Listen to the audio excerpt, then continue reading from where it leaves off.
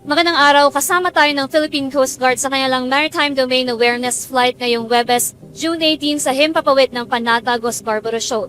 Nakumpirma natin na wala na ang movable floating structure ng China na umano'y ginamit para sa illegal marine research. Ito ay isang araw matapos kumpirmahin ng National Task Force for the West Philippine Sea na wala na ang platform sa Bahura.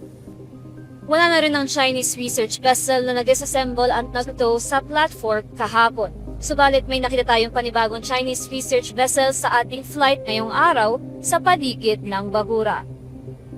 Bukod sa panibagong Chinese research vessel, may nakita rin tayong mga Chinese Coast Guard at maritime militia ships.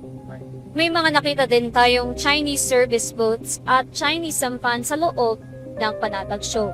Nananatili pa rin ang ilang mga boya at isang antena na dati pang namataan sa Bahura.